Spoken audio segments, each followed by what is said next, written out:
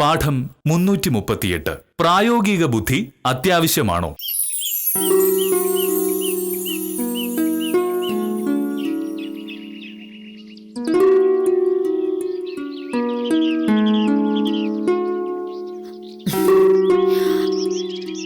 മോഹനേട്ടാ, മോഹനേട്ടാ,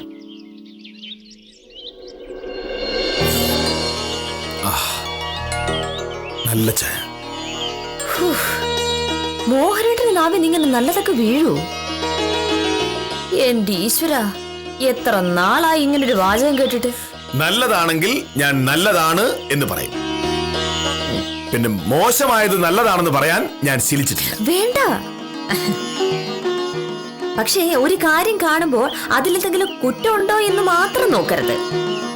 ഉദാഹരണത്തിന്, ആഫീസിലിരിക്കുമ്പോ മോഹനേട്ടന്റെ മുന്നിൽ ഒരു പോക്കുവരവിനുള്ള അപേക്ഷ വന്നു എന്ന് കരുതുക. ആധാരത്തിന്റെ അസലും പകർപ്പും ഒക്കെ ഉണ്ടെങ്കിൽ പോക്കുവരവ് നടത്തി കൊടുത്തൂടെ? അങ്ങനെ പറ്റില്ല. ആധാരത്തിൽ വേറെന്തെങ്കിലും പ്രശ്നമുണ്ടോ എന്ന് നോക്കണ്ടേ? ഉദാഹരണത്തിന്, നാട്ടിൽ സ്ഥലത്തിന് സർക്കാർ ഒരു വില നിശ്ചയിച്ചിട്ടുണ്ട്. നികുതി ഒഴിവാക്കാനായി ആ വില കുറച്ച് കാണിച്ച് പലപ്പോഴും ആധാരം നടത്താറുണ്ട്. അത് അനുവദിച്ചു കൊടുക്കാൻ പറ്റുമോ? പറ്റില്ല. അപ്പോ പോക്കുവരവ് നടന്നില്ല എന്നിരിക്കും. ആധാരവിലയിൽ കള്ളത്തരവും നടന്നിട്ടില്ലെങ്കിലോ? നീ ഇപ്പൊ ഇതൊക്കെ ഇങ്ങനെ കുത്തി കുത്തി ചോദിക്കുന്ന എന്തിനാണ്? വേറെന്തോ ഉദ്ദേശം ഉണ്ടല്ലോ. വേറൊന്നുമല്ല മോഹനേട്ടാ, വിദ്യാലക്ഷ്മിക്ക് ഒരമ്മാവനുണ്ട്, ശിവരാമൻ. പുള്ളിക്കാരൻ ഒരു ചെറിയ ബിസിനസ്സുകാരനാ. ആളൊരു പാവമല്ല. ശിവരാമൻ ഈ പ്രദേശത്തെ ഏറ്റവും അറിയപ്പെടുന്ന ഒരു ഭൂമി കച്ചവടക്കാരനാണ്. അയാൾ ഇതിനു മുമ്പും പലതവണ പല ഭൂമികൾ വാങ്ങി പോക്കുവരവ് ചെയ്യാനായിട്ട് വില്ലേജ് ഓഫീസിലേക്ക് വന്നിട്ടുണ്ട്. അത് കുറച്ച് കാണിച്ച് ആധാരം രജിസ്റ്റർ ചെയ്തു. ഞാൻ ഉടക്കിട്ടതുകൊണ്ട് ആ വഴിക്ക് പിന്നെ ഒരു തെറ്റ് നടന്നില്ല. കഴിഞ്ഞ ആഴ്ച വേറൊരു ആധാരവും കൊണ്ട് വന്നു. വിലയൊക്കെ തരക്കേടില്ലാതെ കാണിച്ചിട്ടുണ്ട്. പക്ഷേ ആ ആധാരത്തിൽ കാണുന്ന 2 സെന്റ് ഭൂമി സർക്കാർ പുറമ്പോക്കാണ്. അതുകൊണ്ട് ആ വസ്തു പോക്കുവരവ് ചെയ്യുന്ന പ്രശ്നമില്ല എന്ന് ഞാൻ പറഞ്ഞു. മോഹനേട്ടാ, ഒരു നിസാര കാര്യത്തിന് ഇങ്ങനെ വാശി പിടിക്കേണ്ടതുണ്ടോ? വിദ്യാലക്ഷ്മി ഞാനും തമ്മിലുള്ള അടുപ്പം അറിയാവുന്നത് കൊണ്ട് ഇന്നലെ ശിവരാമൻ ചേട്ടൻ വക്കീലാഫീസിൽ വന്നിരുന്നു. എങ്ങനെയെങ്കിലും സഹായിക്കണോന്ന് എന്നോട് പറഞ്ഞു. വില്ലേജ് ഓഫീസിൽ നടത്തേണ്ട കാര്യങ്ങളെ പറ്റി വില്ലേജ് ഓഫീസറുടെ ഭാര്യയോട് വക്കീലാഫീസിൽ വന്ന് പറയേണ്ട കാര്യം എന്താണ്? ആരൊക്കെ എന്തൊക്കെ പറഞ്ഞാലും ആ പോക്കുവരവ് നടക്കില്ല. മോഹനേട്ടാ, ശിവരാമൻ ചേട്ടന്റെ അവസ്ഥ വലിയ കഷ്ടാണ്. അത് എന്റെ പ്രശ്നമല്ല. നീ എന്തൊക്കെ പറഞ്ഞാലും ശിവരാമന്റെ പോക്കുവരവ് ഈ നൂറ്റാണ്ട് നടക്കില്ല. ഈ മോഹനകൃഷ്ണൻ വില്ലേജ് ഓഫീസറായിട്ടിരിക്കുമ്പോ സർക്കാർ പുറമ്പോക്ക് തട്ടിയെടുക്കാൻ ആരെയും ഞാൻ അനുവദിക്കില്ല. ഇനിയിപ്പോ പോക്കുവരവ് നടക്കണമെന്ന് നിർബന്ധമാണെങ്കിൽ എന്നെ സ്ഥലം മാറ്റിക്കോളാൻ പറയേ ശിവരാമനോട്. ശിവരാമൻ ചേട്ടനാണോ വില്ലേജ് ഓഫീസർ സ്ഥലം മാറ്റുന്നത്? എങ്കിൽ എന്നെ സ്ഥലം മാറ്റാൻ സർക്കാരിന് തോന്നണേ എന്ന് ദൈവത്തോട് പ്രാർത്ഥിക്കാൻ പറയാം. ദൈവം വിചാരിച്ച് നടക്കുന്ന കാര്യമില്ലല്ലോ.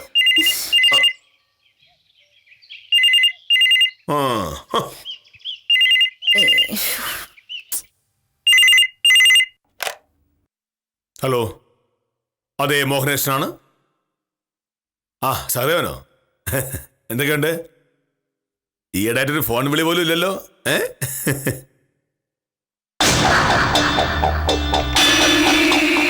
എന്താ?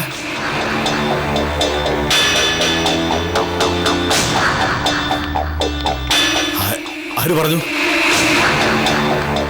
നേരാണോ?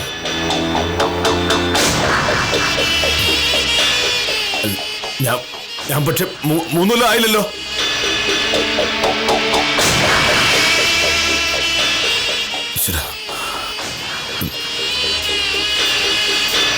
ഇതൊരു വല്ലാത്ത ചതിയായിപ്പോയല്ലോ.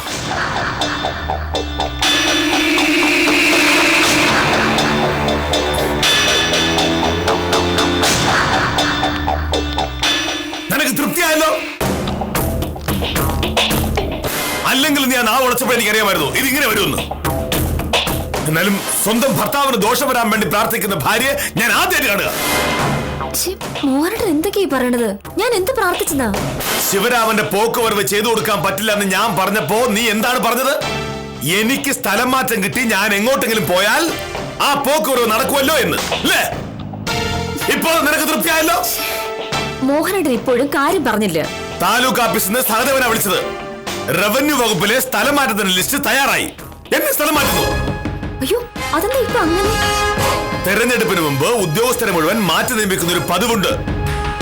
ഒരു സ്ഥലത്ത് 3 കൊല്ലത്തിൽ കൂടുതൽ ജോലി ചെയ്യുന്നവരെ സ്ഥലം മാറ്റിയിരിക്കണമെന്ന് തെരഞ്ഞെടുപ്പ് കമ്മീഷൻ പറഞ്ഞിട്ടുമുണ്ട്. തുടർച്ചയായി ഒരിടത്ത് തന്നെ ജോലി ചെയ്യുന്ന ആളുകൾ തെരഞ്ഞെടുപ്പിനെ സ്വാധീനിക്കാതിരിക്കാനാണത്. അല്ല, അതിന് നമ്മളിവിടെ വന്നിട്ട് 3 കൊല്ലം ആയില്ലല്ലോ. 3 കൊല്ലം ആവണ നിയമമൊന്നുമില്ല. എല്ലാ സർക്കാർ വകുപ്പുകളിലും സ്ഥലം മാറ്റത്തിന് ലിസ്റ്റ് തയ്യാറായിക്കൊണ്ടിരിക്കുകയായിരുന്നു. റവന്യൂ വകുപ്പിലെ ലിസ്റ്റ് ഇന്നലെ വരേണ്ടതായിരുന്നു. ലിസ്റ്റ് വരാത്തതുകൊണ്ട് ഞാൻ സമാധാനിച്ചിരിക്കുകയായിരുന്നു. ഇപ്പൊ സഹദേവൻ പറയാ ലിസ്റ്റ് ഇന്നലെ തന്നെ തയ്യാറായി വകുപ്പ് മന്ത്രിയുടെ ഓഫീസിലേക്ക് പോയിട്ടുണ്ടെന്ന്. സെക്രട്ടറിയിലെ ഏതോ പരിചയക്കാരനാ സഹദേവന് ലിസ്റ്റ് ചോർത്തി കൊടുത്തത്. ഇനിയിപ്പോ എന്ത് ചെയ്യും മോഹനേട്ടൻ? ഉദ്യോഗസ്ഥരെ സ്ഥലം മാറ്റുന്നത് സർക്കാരിന് സൗകര്യമാണല്ലോ, ചോദ്യം ചെയ്യാൻ പറ്റുന്നില്ല. പക്ഷേ ഇപ്പോ എനിക്കൊരു സ്ഥലമാറ്റം ഉണ്ടാവേണ്ട ഒരു കാര്യമില്ല. ഇത് നിന്റെ പ്രാർത്ഥന കൊണ്ട് മാത്രമാണ്. അല്ലെങ്കിലും നിനക്ക് എന്നേക്കാൾ വലുത് ആ ശിവരാമന്റെ പോക്കൂരായിരുന്നല്ലോ.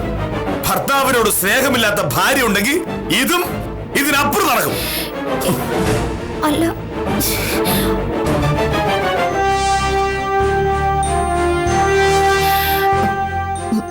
മോഹനേട്ടാ, ഇതിലിപ്പോ എന്നോട് ദേഷ്യപ്പെട്ടിട്ട് എന്താ കാര്യം? ഒരു പ്രശ്നം വരുമ്പോ ഒരുമിച്ച് നിൽക്കുന്നതിന് പകരം പരസ്പരം വഴക്കുണ്ടാക്കിയാൽ എന്തെങ്കിലും പ്രയോജനമുണ്ടോ? എങ്ങനെ വഴക്കുണ്ടാകാതിരിക്കും? വീട്ടിലുള്ളവർക്ക് പരസ്പര സ്നേഹമില്ലെങ്കിൽ ഇതും ഇതിനപ്പുറം നടക്കും. സ്നേഹമില്ലഞ്ഞിട്ടാണോ മോഹനേട്ടാ? മോഹനേട്ടന് സ്ഥലം മാറ്റം ഉണ്ടായ മോഹനേട്ടന് മാത്രമാണോ പ്രയാസം? എന്റെ കാര്യം ഒന്ന് ഓർത്ത് നോക്കിയേ. മോഹനേട്ടാ, ഞാനൊരു കാര്യം ചോദിച്ച് ദേഷ്യപ്പെടരുത്. മോഹനേട്ടന് പരിചയമുള്ള ആരെക്കൊണ്ടെങ്കിലും ശുപാർശ ചെയ്യിച്ചാ, അല്ല, തഹസിൽദാരും കളക്ടറും ഒക്കെ ആയിട്ട് മോഹനേട്ടൻ നല്ല ബന്ധമല്ലേ? അവര് വിചാരിച്ചിട്ട് എന്ത് കാര്യം? ഒരു വില്ലേജ് ഓഫീസർ സ്ഥലം മാറ്റാൻ സർക്കാർ തീരുമാനിച്ചാൽ അതിൽ കളക്ടർ എങ്ങനെ ഇടപെടും? അത് മാത്രമല്ല, സർവീസ് കയറി ഇത്രയും കാലത്തിനിടയിൽ ഞാൻ ആരോടും ഒരു സഹായം ചോദിച്ചിട്ടുമില്ല. അങ്ങനെ ആരുടെയെങ്കിലും ഒരു സഹായം നമ്മൾ വാങ്ങിയ പിന്നെ ഭാവിയിൽ അവരുടെ ഒരു ആവശ്യം വരുമ്പോ നമ്മൾ തിരിച്ചു ചെയ്യണ്ടേ? അത് ന്യായമില്ലാത്തൊരു ആവശ്യമാണെങ്കിലോ? എനിക്കാണെങ്കിൽ ഈ വീട്ടിൽ താമസിച്ച് കൊതി തീർന്നിട്ടില്ല. ഇത്ര പെട്ടെന്നൊരു സ്ഥലമാറ്റം ഉണ്ടാവുന്ന അറിയായിരുന്നെങ്കിൽ ഈ വീട് വാങ്ങണ്ടായിരുന്നു. അത് സാരല്ലേ മോഹനേട്ടാ, നമ്മുടെ വീട് ഇവിടെ തന്നെ കാണുമല്ലോ. സ്ഥലം മാറ്റമായി നമ്മൾ എവിടെ പോയാലും കുറച്ചു കഴിയുമ്പോ നമ്മൾക്ക് തിരിച്ചു വരില്ലേ? ഓഫീസിലുള്ള കാര്യങ്ങൾ അറിഞ്ഞു കാണും. അവർക്കൊക്കെ ഇത് ഭയങ്കര സന്തോഷമുള്ള കാര്യമായിരിക്കും. ഞാൻ പോയ പിന്നെ എന്തോ ആവാലോ.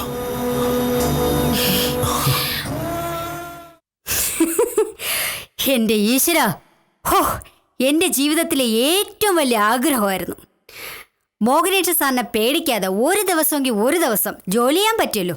ഭാഗ്യം.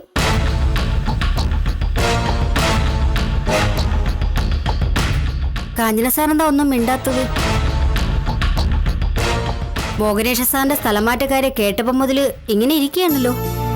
അതല്ല പ്രഭേ, ആള് എടുത്തുചാട്ടക്കാരനും മുൻകോപിയൊക്കെ ആണെങ്കിലും മോഹനേഷ് സാർ ഒരു നല്ല മനുഷ്യനാ. അങ്ങനെ ഒരാള് സ്ഥലം മാറി പോകുന്നെന്ന് കേൾക്കുമ്പോ ഒരു ചെറിയ വിഷമം. എന്റെ കാഞ്ഞന സാറേ, ഇക്കാലത്ത് അങ്ങനത്തെ ഒരു സെന്റിമെന്റ്സും വേണ്ട. സാധാരണ ഒരു വില്ലേജ് ഓഫീസിൽ ഇത്രയും കാലം ജോലി ചെയ്ത കൈ നിറയെ കാശുണ്ടായേനെ. ഒരു കാറ് വാങ്ങണമെന്ന് ഞാൻ ആഗ്രഹിച്ചു തുടങ്ങിയിട്ട് നാളെ എത്രയായി? 1 പവൻ സ്വർണം വാങ്ങാൻ കഴിഞ്ഞ ഒരു കൊല്ലത്തിനിടയിൽ പറ്റിയിട്ടില്ല. ജോലി വില്ലേജ് ഓഫീസിലായിട്ടും കയ്യിലൊരു 10ന്റെ പൈസ ഇല്ലെന്ന് ചോദിച്ച് എന്റെ അമ്മാവനെ എന്നും കളിയാക്കും. എങ്ങനെ കാശ് ബാക്കി വരാനാ? ശമ്പളം അല്ലാതെ 10 പൈസ ഉണ്ടാക്കാൻ മോഹനേഷ സാറ് സമ്മതിക്കുമോ? പകരം വരുന്ന ആരായാലും ഇങ്ങനെ ഒരാളാവില്ല. നമ്മുടെ ആവശ്യത്തിന് കാശ് വാങ്ങിക്കാൻ സമ്മതിക്കും. ഇനി വേണം മനസമാധാനത്തോടെ മനുഷ്യരെ പോലെ ജീവിക്കാൻ. പ്രഭ പറയുന്നതൊക്കെ ശരിയാ. കാശിന് ആവശ്യമില്ലാത്ത ആരുമില്ല. എന്റെ കാര്യത്തിലാണെങ്കിൽ ഇപ്പൊ കിട്ടുന്ന ശമ്പളത്തിന്റെ ഇരട്ടി കിട്ടിയാലും എന്റെ ആവശ്യങ്ങൾ നടക്കില്ല. ആരെങ്കിലും 10 രൂപ കൈക്കൂലി കൊണ്ടു തന്നാലും ഞാൻ വാങ്ങുകയും ചെയ്യും. പക്ഷേ നമ്മൾ 2 പെണ്ണുങ്ങളാ പ്രഭേ. ഓരോ ഓഫീസിലും പെണ്ണുങ്ങൾ അനുഭവിക്കുന്ന കഷ്ടപ്പാടിനെ പറ്റി പ്രഭയ്ക്ക് അറിയില്ല. മേലധികാരികളായ ആണുങ്ങളെ കൊണ്ട് പൊറുതിമുട്ടി കഴിയുന്ന ആയിരക്കണക്കിന് പെണ്ണുങ്ങളുണ്ട് നമ്മുടെ നാട്ടിൽ. മോനേഷ് സാറിന്റെ ഭാഗത്തുനിന്ന് തെറ്റായ ഒരു വാക്കോ നോട്ടോ ഉണ്ടായിട്ടുണ്ടോ? സാറിനെ പോലൊരു മേലധികാരി ഉണ്ടെങ്കിൽ ഏത് പെണ്ണിനും സമാധാനമായി ജോലി ചെയ്യാം. കൊഞ്ചിക്കുഴയാനോ അശ്ലീലം പറയാനോ മുട്ടി ഉരുമാനോ ഒന്നും സാറ് വരില്ലല്ലോ. പ്രഭ ജോലി കിട്ടിയ കാലം മുതൽ ഇവിടെയാ. അതുകൊണ്ട് മോനേഷ് സാറിന്റെ വില മനസ്സിലാവില്ല. എന്നാലും ഈ പട്ടാള ക്യാമ്പിൽ കഴിഞ്ഞോടിയിട്ട് നാളെ എത്രയായി? ഹോ, ഇനിയെങ്കിലും ഒരല്പം ശുദ്ധമായി ശ്വസിക്കാലോ. സാറേ, സംഭവം ഉള്ളത് തന്നെയാ. ലിസ്റ്റ് റവന്യൂ മന്ത്രിയുടെ മേശപ്പുറത്ത് ഇരിപ്പുണ്ട്. ഇന്ന് മന്ത്രി അപ്രൂവ് ചെയ്താൽ 2 ദിവസത്തിനുള്ളിൽ സ്ഥലം മാറ്റ ലിസ്റ്റ് ഇങ്ങെത്തും. ഈശ്വരാ, ശിശുപാലൻ ചേട്ടാ, പകരം വരുന്ന ആരാണെന്ന് വല്ല അറിവുണ്ടോ? അറിയില്ല. എന്നാൽ ഇതുപോലെ ഒരെണ്ണം ഇത് മാത്രമല്ലേ ഉള്ളൂ. പിന്നെ അല്ലാതെ പകരം വരുന്ന ആരായാലും മോഹനേഷ സാറിന്റെ കാലം ഭേദമായിരിക്കും. സാധാരണ ആളുകൾ അമ്പലത്തിൽ പോയാൽ അവരവരുടെ എന്തെങ്കിലും കാര്യത്തിന് വേണ്ടിയേ പ്രാർത്ഥിക്കാറുള്ളൂ. ഞാൻ കഴിഞ്ഞ 1 കൊല്ലമായിട്ടേ മോഹനേഷ സാറിനെ ഒന്ന് സ്ഥലം മാറ്റി തരണേ, മോഹനേഷ സാറിനെ ഒന്ന് സ്ഥലം മാറ്റി തരണേ എന്നായിരുന്നു പ്രാർത്ഥന. എന്റെ പ്രാർത്ഥന ഈശ്വരൻ കേട്ടു.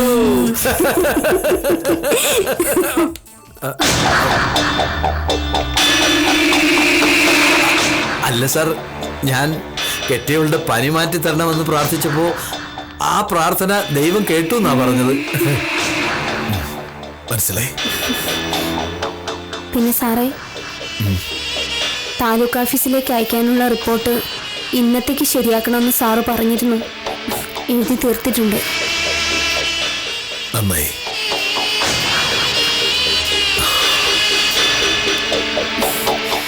പാവം, സാറിന് ശരിക്കും വിഷമമുണ്ട്. വിഷമിക്കാതിരിക്കുന്ന എങ്ങനെയാ? ഉടനെ സ്ഥലമാറ്റം ഉണ്ടാവില്ലെന്ന് കരുതിയല്ലേ ഇവിടെ വീട് സ്ഥലമൊക്കെ വാങ്ങിയത്. അതൊക്കെ വെറുതെ ആയില്ലേ.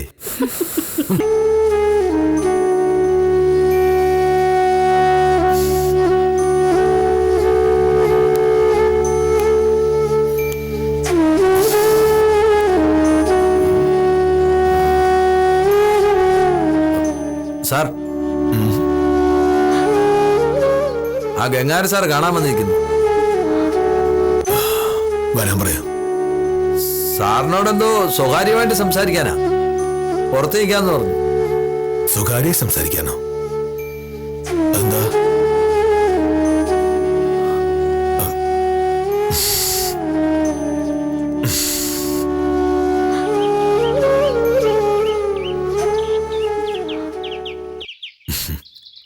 നമസ്കാരം സാർ. നമസ്കാരം. സാറിന് അകത്തേക്ക് വരായിരുന്നത്? ഓഫീസ് കാര്യത്തിനായി വന്നതല്ല, സ്വകാര്യമായി മോഹനകൃഷ്ണനോട് അല്പം സംസാരിക്കണം എന്നുണ്ട്. എന്താ സാർ? മോഹനകൃഷ്ണൻ തിരക്കിലല്ലെങ്കിൽ നമുക്കല്പം മാറി നിന്നാലോ? തിരക്കില്ല സാർ, അങ്ങോട്ട് നിൽക്കാം. ശരി.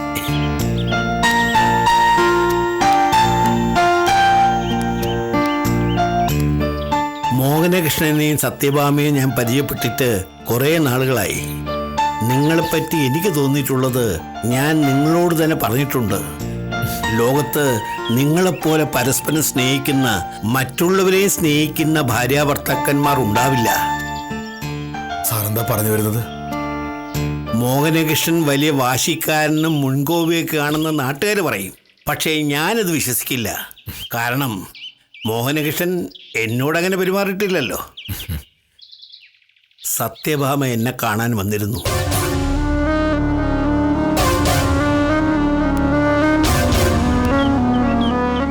സ്നേഹമുള്ളിടത്ത് പെട്ടെന്ന് സങ്കടം ഉണ്ടാവും. മോഹനകൃഷ്ണൻ സ്ഥലം മാറ്റം ഉണ്ടായപ്പോ പെട്ടെന്നുണ്ടായ വിഷമത്തിലായിരിക്കും സത്യഭാമ പ്രാർത്ഥിച്ചിട്ട അങ്ങനെ സംഭവിച്ചു എന്ന് പറഞ്ഞത്. ഞാന് കുറ്റം പറഞ്ഞതല്ല. സത്യഭാമയ്ക്ക് അതൊക്കെ വലിയ വിഷമമായി. മോഹനകൃഷ്ണന് സ്ഥലമാറ്റമായി എന്നൊരു സങ്കടം കേട്ടതിന് തൊട്ടു പിറകെ അതിന് കാരണക്കാരി അവളാണെന്ന് മോഹനകൃഷ്ണൻ തന്നെ പറയുമ്പോൾ ഏതൊരു പെണ്ണിനും വിഷമമാവില്ലേ? ഞാനത് അങ്ങനെ ഓർത്ത് പറഞ്ഞല്ല.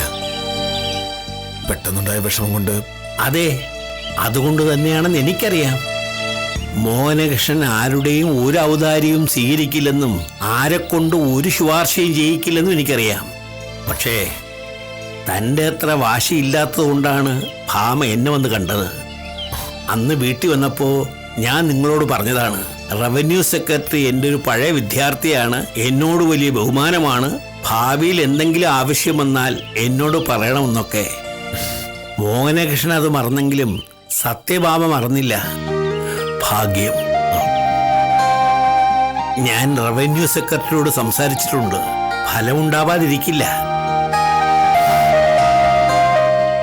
ഇത് ഞാൻ തനിക്ക് ചെയ്ത ഒരു ഔദാര്യമായിട്ട് കാണരുത്. എത്രയോ ഉപകാരങ്ങൾ മോഹനകൃഷ്ണൻ എനിക്ക് ചെയ്തു തന്നിരിക്കുന്നു. അതൊക്കെ വെച്ച് നോക്കുമ്പോ ഇതൊന്നുമല്ല. മോഹനകൃഷ്ണനോട് ഇത് പറയണ്ടെന്ന ഞാൻ ആദ്യം കരുതിയത്. തനിക്കിതൊക്കെ വലിയ അഭിമാനക്കുറവായിട്ട് തോന്നിയാലോ? എന്നാലും പിന്നെ ആലോചിച്ചപ്പോ പറയാൻ തോന്നി. വേറൊന്നും കൊണ്ടല്ല. ഇനി മോഹനകൃഷ്ണൻ എന്തെങ്കിലും പറഞ്ഞതിൻ്റെ പേരിൽ സത്യഭാമയുടെ കണ്ണു നിറയാൻ ഇടവരരുത് എന്ന് പറയണോ തോന്നി.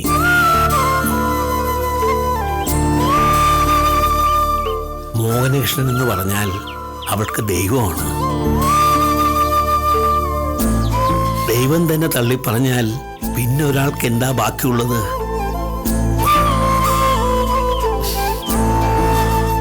ഭാര്യ ഭർത്താവിനെ ദൈവമായി കാണുന്നത് പല ഭർത്താക്കന്മാർക്കും സന്തോഷമാണ്. പക്ഷേ ദൈവത്തിന്റെ കസേര ഒരു അലങ്കാരം മാത്രമല്ല, ഉത്തരവാദിത്വം കൂടിയാണെന്ന് മറക്കരുത്. ഞാൻ വരട്ടെ.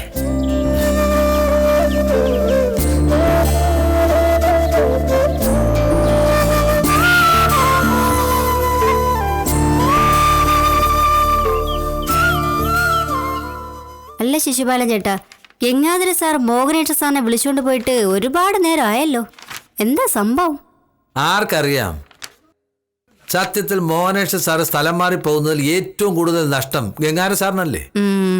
എന്തുമാത്രം സഹായ മോഹനേഷൻ സാർ ഗംഗാധര സാറിന് ചെയ്തു കൊടുക്കുന്നത്? അതിന്റെയൊക്കെ ഇനി അനുഭവിക്കാൻ പോകുന്നേ ഉള്ളൂ. പുതിയ വില്ലേജ് ഓഫീസറുടെ അടുത്ത് ഈ കളിയൊന്നും നടക്കൂല.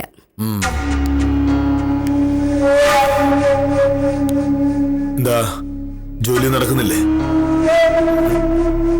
ഉണ്ട് സാർ.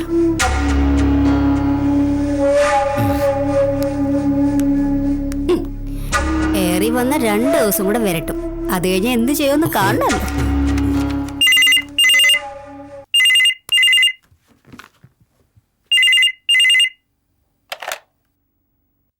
ഹലോ. ആ സഹദേവ, എന്തുണ്ട്?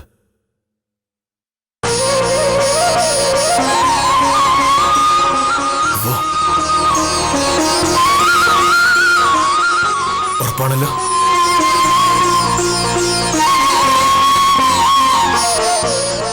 റവന്യൂ സെക്രട്ടറിയെ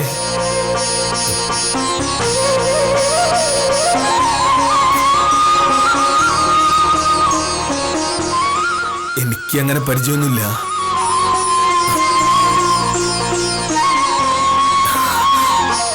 എന്തായാലും സംഭവം സത്യമാണല്ലേ?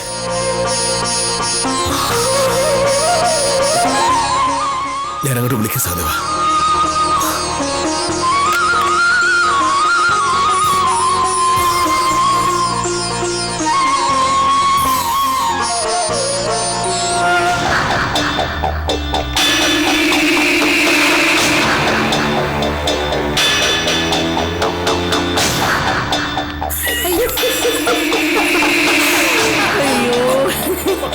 എന്റെ ശിശുപാലൻ ചേട്ടാ, അങ്ങനെ അത് സംഭവിച്ചു. ഇപ്പൊ മോഹനേഷ സാറിന്റെ കാര്യം പോക്കാം. നല്ല കാര്യം. എല്ലാവരോടും കൂടി എനിക്കൊരു കാര്യം പറയാനുണ്ട്. നിങ്ങൾക്കൊക്കെ വളരെ മനപ്രയാസം ഉണ്ടാക്കുന്നൊരു കാര്യമുണ്ടായി. എന്ത് ചെയ്യാം, സർക്കാർ കാര്യമല്ലേ. എപ്പോഴും നമ്മളൊക്കെ വിചാരിക്കുന്ന പോലെ കാര്യങ്ങൾ നടക്കില്ല.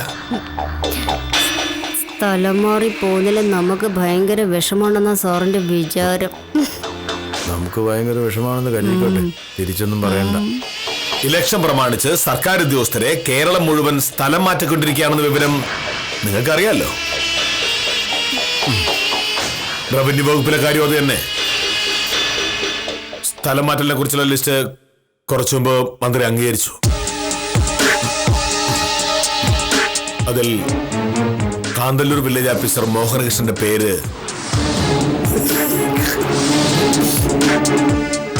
ഇല്ല.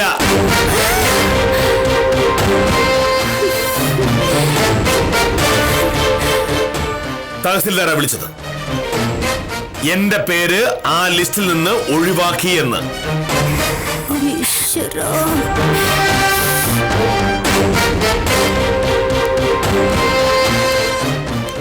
ഞാൻ പറഞ്ഞതിന്റെ അർത്ഥം എല്ലാവർക്കും മനസ്സിലായല്ലോ.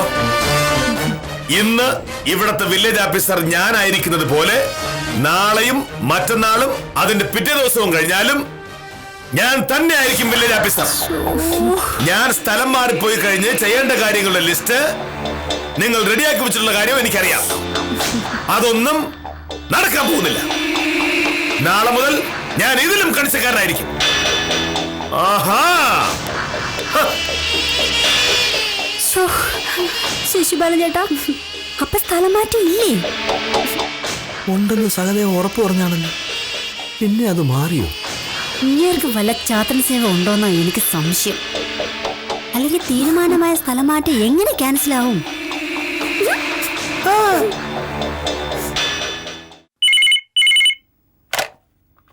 ഹലോ, അതെ സത്യഭാമയാണ്. ഇല്ല, മോഹനേട്ടൻ വന്നില്ല. മോഹനേട്ടൻ വരാൻ നേരെ ആവുന്നേ ഉള്ളൂ. അയ്യോ, അതിനെപ്പറ്റി ചോദിച്ചേ എനിക്കറിയില്ല. അതൊക്കെ മോഹനേട്ടനോട് ചോദിക്കണം സാർ.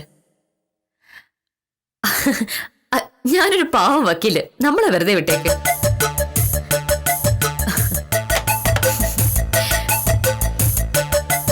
ആഹാ, മോഹനേട്ടൻ എത്തിയോ? തഹസിൽദാരാ വിളിച്ചത്. മോഹനേട്ടന്റെ പേര് സ്ഥലം മാറ്റുന്നവരുടെ ലിസ്റ്റിൽ ഇല്ലാന്ന് പറഞ്ഞു. തഹസിൽദാർ എന്നോട് ചോദിക്ക ഇതെങ്ങനെ സാധിച്ചു എന്ന്. ഉറപ്പായ സ്ഥലമാറ്റം ഒഴിവായി പോണെങ്കിൽ അത്ര കാര്യത്തിലൊരു ശുപാർശ ഉണ്ടാവാതെ വരില്ലല്ലോ എന്ന്. ഞാൻ പറഞ്ഞു അതൊക്കെ മോഹനേട്ടനെ അറിയൂ, ഞാനൊരു പാവം വക്കീലാണ് എന്ന്. എന്തായാലും സ്ഥലം മാറ്റം ഒഴിവായി പോയല്ലോ. മോഹനേട്ടന്റെ പ്രാർത്ഥന ഈശ്വരൻ കേട്ടു. ഞാൻ ഗംഗാധര സാറിനെ കണ്ടിരുന്നു. നീ പറഞ്ഞിട്ടാണ് ഇതൊക്കെ ചെയ്തതെന്ന് എന്നോട് പറയരുതെന്ന് നീ ഗംഗാധര സാറിനോട് പറഞ്ഞിരുന്നു അല്ലേ? അല്ല മോഹനേട്ടാ, ഞാൻ ഗംഗാധര സാറിന് റവന്യൂ സെക്രട്ടറിയെ പരിചയമുണ്ടെന്ന് അന്ന് പറഞ്ഞ കാര്യം ഞാൻ മറന്നുപോയായിരുന്നു. ഓർമ്മയുണ്ടെങ്കിലും മോഹനേട്ടൻ ഗംഗാധര സാറിനോട് അങ്ങനെ ഒരു സഹായം ചോദിക്കില്ലല്ലോ. മോഹനേട്ടനെ സംബന്ധിച്ചിടത്തോളം അതൊക്കെ മോശമല്ലേ? ആദർശം വിട്ട് എന്തെങ്കിലും ചെയ്താൽ പിന്നെ എന്റെ വില്ലേജ് ഓഫീസർ ഉണ്ടോ? പക്ഷേ എനിക്കങ്ങനെ ഒരു ആദർശത്തിന്റെ അസുഖം ഇല്ലല്ലോ. എന്റെ ഏറ്റവും വലിയ ആദർശം മോഹനേട്ടന്റെ കൂടെ സന്തോഷമായി ജീവിക്കുക എന്നതാണ്. സ്ഥലം മാറ്റം ഉണ്ടായ അത് നടക്കില്ല എന്ന് എനിക്കറിയായിരുന്നു. സ്ഥലം മാറ്റം കിട്ടി മോഹനേട്ടൻ പോയാലും ഇവിടെ ഞാൻ ഏറ്റുകഴിഞ്ഞ കേസുകൾ എനിക്ക് ബാധിക്കാതിരിക്കാൻ പറ്റുമോ? അപ്പോ കുറച്ച് ദിവസത്തേക്കെങ്കിലും ഞാൻ മോഹനേട്ടനെ പിരിയേണ്ടി വരില്ലേ? അത് കഴിഞ്ഞ് മോഹനേട്ടന്റെ ജോലി സ്ഥലത്തേക്ക് ഞാനും വന്നാലും മോഹനേട്ടന്റെ മനസ്സിൽ ഈ വീട് വിട്ട് താമസിക്കുന്നതിന്റെ സങ്കടം ഉണ്ടാവും. എന്റെ മോഹനേട്ടന്റെ സങ്കടം എന്റെ സങ്കടമല്ലേ? അന്ന് ഗംഗാധര സാറ് പറഞ്ഞ കാര്യം ഓർമ്മ വന്ന നിമിഷം ഞാൻ സാറിനെ പോയി കണ്ടു. സാറിന്റെ ഒറ്റ ഫോൺ വിളിയിൽ കാര്യം നടന്നു.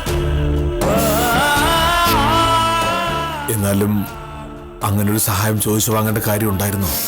എന്റെ മോഹനേട്ടാ, നമ്മൾ ഒരു സഹായം ചോദിക്കുമ്പോ കേൾക്കുന്നയാൾക്ക് അതൊരു ബുദ്ധിമുട്ടായാലേ പ്രശ്നമുള്ളൂ. ഇവിടെ അങ്ങനെയാണോ ഉണ്ടായത്? ഞാൻ കാര്യം പറഞ്ഞപ്പോ ഗംഗാധര സാറിന്റെ ഒരു സന്തോഷം ഒന്ന് കാണണമായിരുന്നു. നമ്മൾ സാറിന് ചെയ്തു കൊടുത്ത കാര്യങ്ങൾക്ക് ഒരു പ്രത്യുപകാരം ചെയ്യാൻ കഴിഞ്ഞതിന്റെ സന്തോഷം. നമ്മളൊക്കെ മനുഷ്യരല്ലേ മോഹനേട്ടാ? മനുഷ്യർ മറ്റുള്ളവരെ സഹായിക്കാൻ മാത്രമുള്ളവരല്ല, മറ്റുള്ളവരിൽ നിന്ന് സഹായം സ്വീകരിക്കാൻ കൂടിയുള്ളവരാണ്. അല്ലേ? ഹാ, എന്തായാലും മല പോലെ വന്ന സ്ഥലം മാറ്റം എലി പോലെ പോയ സ്ഥിതിക്ക് ഇനിയെങ്കിലും ഒന്ന് മനസ്സ് തുറന്ന് ചിരിക്കട്ടെ മോഹനേട്ടാ.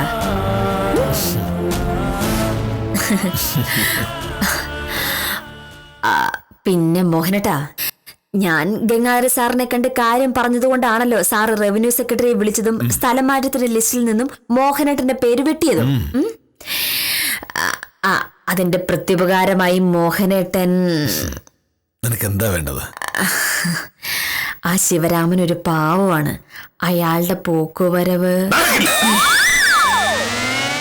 പുറംപോക്ക് ഭൂമി തട്ടിയെടുത്ത ശിവരാമന് ഈ നൂറ്റാണ്ടിൽ ആ ഭൂമി പോക്കുവരവ് ചെയ്ത് കിട്ടാൻ പോകുന്നില്ല. ഈ മോഹനകൃഷ്ണൻ വില്ലേജ് ഓഫീസർ ആയിരിക്കുന്നിടത്തോളം കാലം ഞാനത് സമ്മതിക്കില്ല. വേണമെങ്കിൽ ശിവരാമനെ സ്ഥലം മാറ്റിക്കൊണ്ട്.